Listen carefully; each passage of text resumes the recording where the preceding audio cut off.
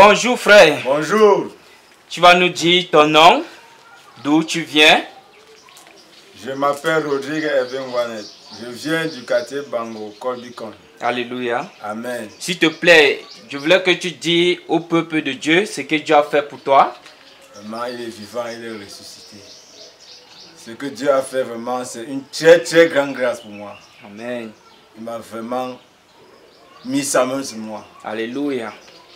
J'ai travaillé avec un monsieur depuis Yaoundé.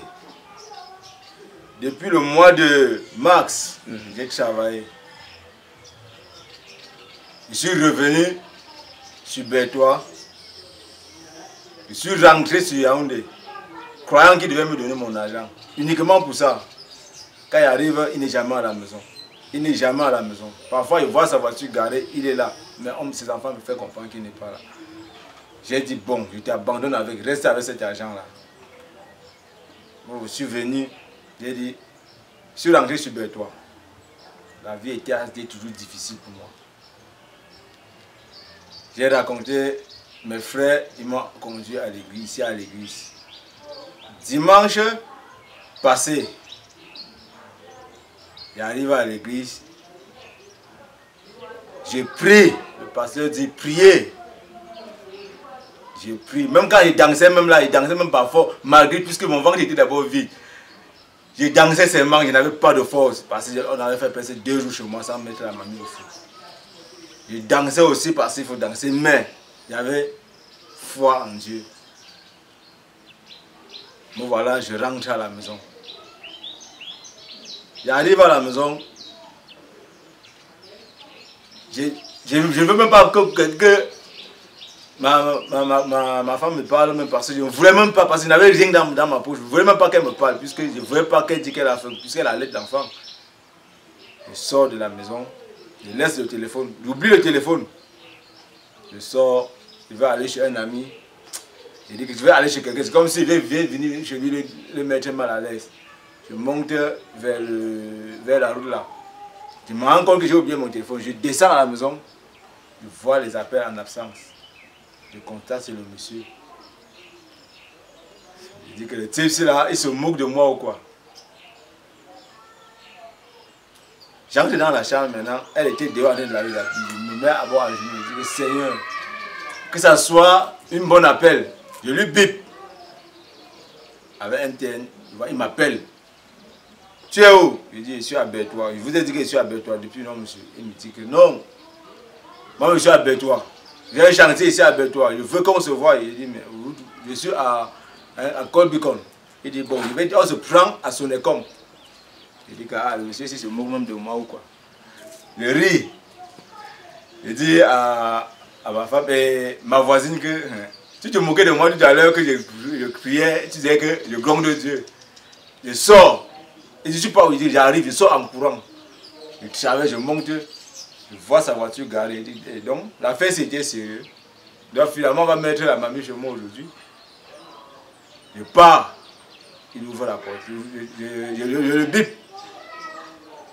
Il baisse les vitres, il dit, bon voici, non, c'est à moi que je viens. C'est comment? Il dit, ça va.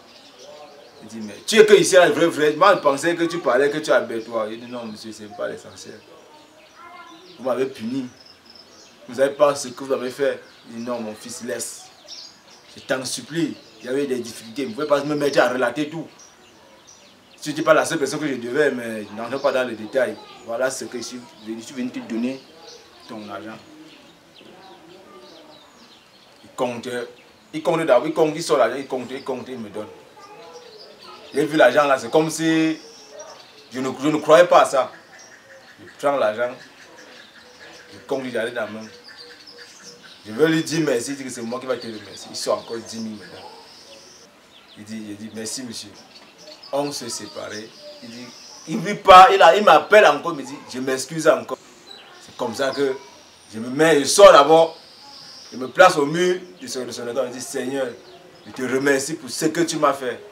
Je ne m'attendais pas à cet argent. Près de 8 mois qu'il me doit cet argent. Me voici, enfin, j'ai le sourire.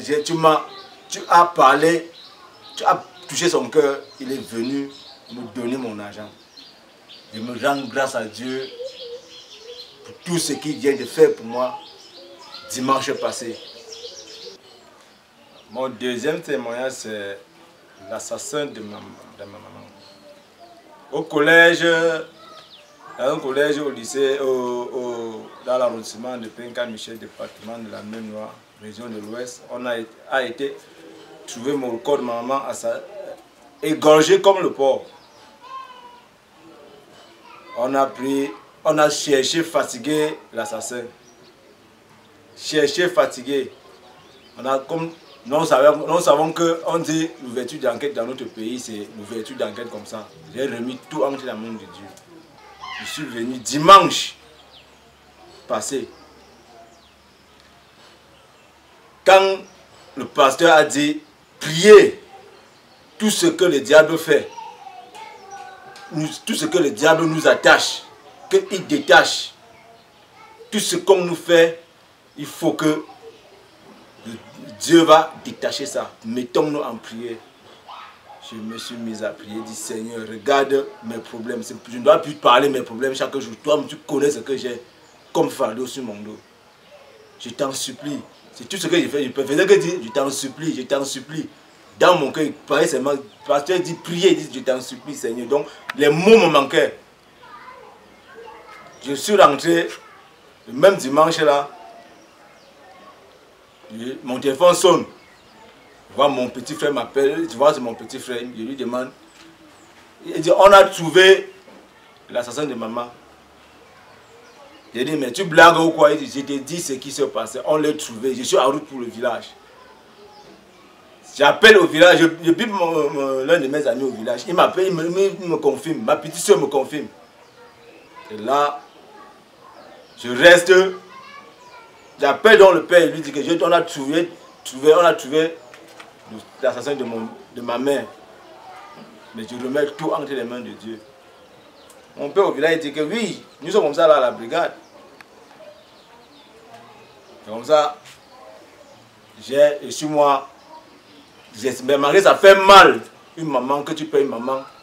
Mais ça me fait une joie parce qu'on a arrêté celui qui a fait ce trouble dans la famille.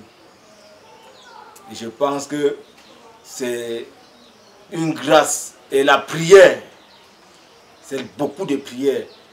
Nous ne pouvons rien faire sans Dieu. Nous ne pouvons rien faire sans lui. Père, nous rendons grâce pour les bienfaits du Seigneur dans ta vie. Quels sont les conseils que tu peux donner au peuple de Dieu?